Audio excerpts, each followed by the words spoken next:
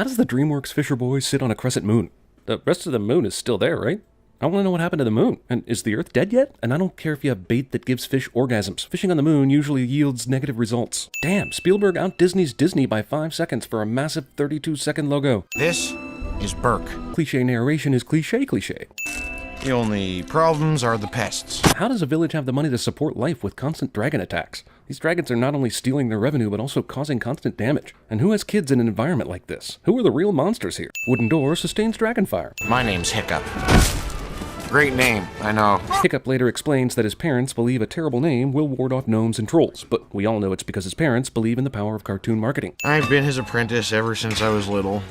Well, littler. The point of Hiccup is that he's weak and an underdog, but how can you work in a shop like this for years without building some muscle? And at the very least look bigger than Shaggy. Oh, and that's Fish Legs, Snot Lout, the twins, Rough Nut and Tough Nut. Wait, am I supposed to know which one is which? It feels like the filmmakers knew I'd want to be able to know who's who throughout this film, but only half-assed the solution. Killing a dragon is everything around here. But they give you names in order to ward off trolls and gnomes. Dragons, no big whoop, go kill one. Gnomes, we need to protect you from those bitches with the terrible first name of Voodoo Power. Wait, that worked? Fucking...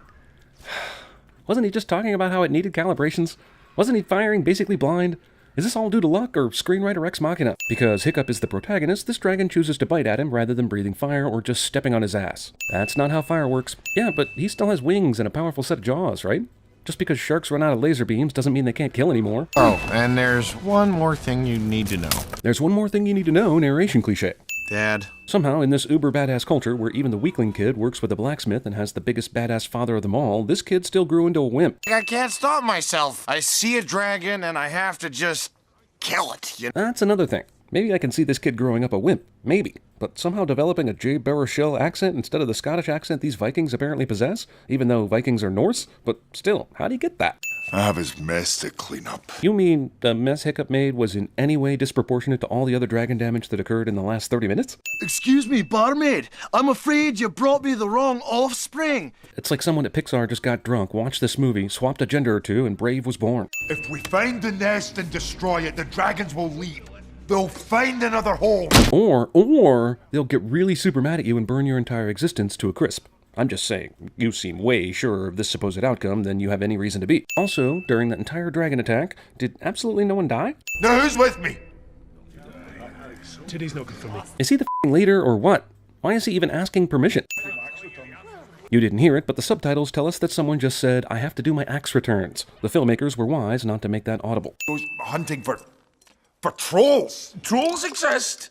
They steal your socks. If all trolls do is steal socks, why are we so afraid of them that we name our children stupid like Hiccup just to avoid them? Hiccup is not that boy. Father disappointed his son isn't more like him cliché. Gotta admit, the look of this movie, which owes a lot to Roger Deakins, is downright amazing, and we can remove at least 3 cents for that.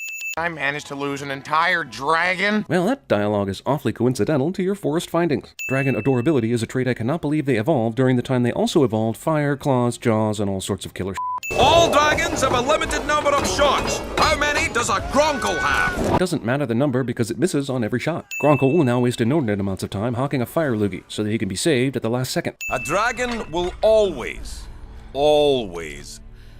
go for the kill. Except during this training session. Why read words when you can just kill the stuff the words tell you stuff about? Discount Steve Holt. For some reason, Hiccup waits until nighttime to come back to this dragon manual. Probably because he knows that when people learn stuff about things, you need to set a certain mood. Movie takes its book solve everything cue from Buffy and Harry Potter. Entire Viking existence seems to revolve around dragons, as opposed to, Vikings.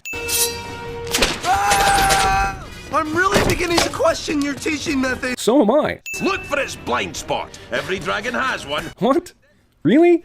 But why? That seems like a huge evolutionary flaw, actually. I mean, should you even be training with dragons capable of wiping out your entire training grounds in 10 seconds? Our parents' war is about to become ours. Figure out which side you're on. Okay, Astrid seems like kind of a dick. He's clearly on the human side. Just because he's terrible at dragon fighting doesn't mean he wants to see all humans killed. Jesus. Luckily, dragons understand human gestures that mean I come in peace. Despite the fact that I don't think dragons would ever evolve to be this cute, you gotta admit, Toothless is a pretty likable character. And, well, he has to be in order for this to work. I'm not made of stone, damn it. Dragon that understands that kicking a knife in the water means peace is definitely confused about the I want to pet you gesture for some reason. So, I can see why people are afraid of smaller things like snakes and spiders, but why would a dragon have any reason to be afraid of eels, ever? Don't you mind me? I'll just back here. Hiccup thinks he can just attach his invention to Toothless's tail without him knowing or caring. And even though nothing happens, this is some presumptive right here. It's as if survival are dwindling into single digits now. You guys have been non-stop training for days now, and since when did anybody ever get as much as hurt, much less die so far? Now think about what you've done. Why would you throw the eel into the cage? People could easily figure out your newfound cheat method, and now you've got to find another eel. Also, how in the world does nobody see this from this vantage point? And what about this gray-haired random person watching from outside the cage? And what happened to all the smoke and gas that was here just 10 seconds ago? Hiccup saw Toothless rolling around in grass a second ago, and makes the huge assumption that holding out a handful of it will make the dragons docile. And again, how does no one notice this? Also, Hiccup keeps learning things with this one species of dragon that somehow work for all species of dragons. Hiccup brings a deadly and feared dragon that he loves into his town that wants to kill dragons. And they make noise right when Astrid is walking nearby, because the script said so, of course. He can barely walk through the village without being swarmed by his new fans. That's another thing. Hiccup's popularity is such that I don't understand how a big fan of his hasn't secretly followed him to his hideout to see the dragon training. Hiccup luck-sacks his way back onto the dragon after many seconds of free-falling. While Hiccup rides this dragon, I can't help but think, discount Atreyu and Falcor. Elder, who's had an amazing view of all the training so far, still hasn't seen Hiccup do any of his cheats. I can't wait. I am so leaving. Wait, he won the honor of killing the dragon, but they didn't make him do it right there in the ring? Is it so he has time to figure out a solution? Finally! You'd think someone as suspicious as her would have figured this out days ago. What the hell is she holding on to? Her legs are in the air and her hands are in no position to keep her from falling off. If anyone can fly around in a movie, you can bet the movie will dedicate 5% of its runtime to flying around. Kid flies his dragon super close to his hometown Viking village that lived for killing dragons. Tyrannosaurus Smaug. No, discount T-Rexilla. It's one of those two. What are you looking at? Man, someone could score a viral hit with a supercut of all the animated movie characters who have said this to their animal sidekick in a lame attempt at comedy. Promise me it won't go wrong. Requesting unkeepable promises. I can't believe I'm saying this, but this dragon competition arena is even more deadly and unsafe than the one in Goblet of Fire. Toothless hears Hiccup screams from, I think it's 5 miles away. During the entire time Toothless tried to fly out here earlier for survival, he never found this relatively easy wall to climb. They killed hundreds of us! Never on screen, though. Don't know what you're up against. It's like nothing you've ever seen. Hiccup says vague bull like this, instead of there are 50,000 dragons there and one the size of a f***ing mountain. You're not my son. This asshole finally says what everyone has always known he thought, and it's presented as some whammy moment. I bet he's really frightened now. What are you gonna do about it? And of course he thinks of what to do immediately after she says this. Some, not me, are wondering if there is in fact a plan at all, and what it might be. Find the nest and take it. At first, we sin the fact that this unquestioned leader had to go to council. Now that we know there's a council, since when can Stoic just do whatever the hell he wants? Earlier when they went out to find the nest, he had to appeal to a council of some sort. Now he can just lead a bunch of men into boats without any knowledge of what they're getting into. Sure, Toothless is giving directions now, but they had to get to this point for it to happen. How did they know which direction to sail in the first place? I'm impressed this totally male-dominated society has a woman warrior. Too bad they couldn't give her a line. I do not believe you can punch holes in mountains by lobbing small rocks at it. I just don't think that makes any logical or scientific sense at all. Even if the mountain is hollow and has walls this thin, you're still on thin ice with me, movie. Damn, this Indominus Godzilla waited so long to breathe fire on Stoic he allowed time for an ex machina. Also, this actually might be the worst part of a good movie. How do you get dragons, which fear their giant master so much, to attack said master? Not only that, these kids managed to learn how to fly dragons at the speed of improvisation, a skill which took months for Hiccup to learn. Oh Jesus, the shackles and fire weren't enough phony rescue tension. Now we have to sit through a he definitely won't drown either scene. Why hasn't Toothless chewed or laser breathed his shackles off yet? This is such an awesome noise.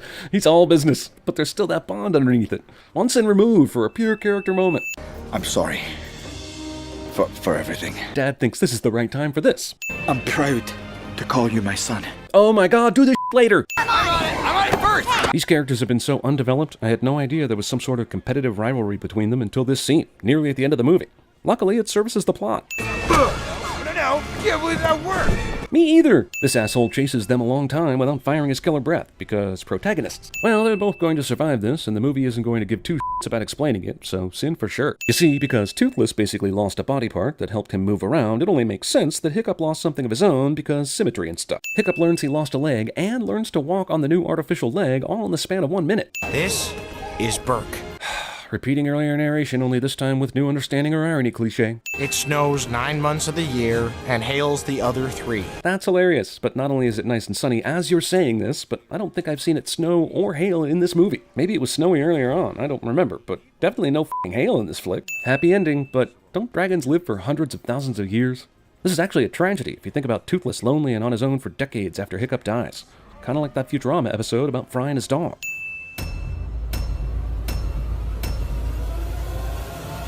Thank you for nothing, you useless reptile.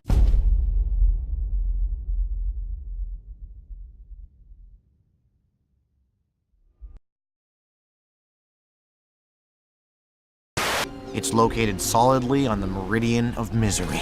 Well, if there's a bright center to the universe, you're on the planet that it's farthest from. And winter is coming. Scaldron sprays scalding water at its victim. Extremely dangerous. But it's only a story. It's not real. It's only a story.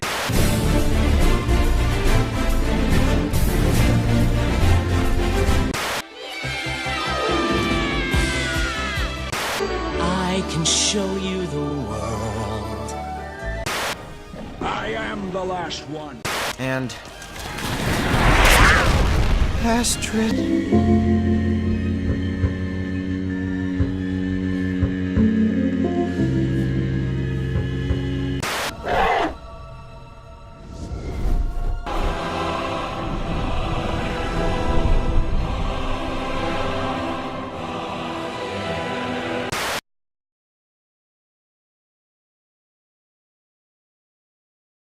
I finished sending this film, and I still have no idea how to train my dragon. I could have skipped this whole damn movie if someone had just created thisisactuallyhowtotrainyourdragon.com using Squarespace. So I went ahead and created thisisactuallyhowtotrainyourdragon.com using Squarespace. This would have been a ridiculous waste of time in service of a bad joke if Squarespace wasn't so damn easy and intuitive to use. And at $8 a month, how could we not? Now I'm the proud owner of a professional-looking site that has the power and stability to reach a wide audience of humans needing to know how to train their little hellions into kind and considerate giants. So start your free trial site today, with no credit card required at squarespace.com. When you do decide to sign up for Squarespace, make sure to use the offer code SINS to get 10% off your first purchase. Squarespace. Build it beautiful. And seriously, guys, we built the website, and there's a lot of stuff on it.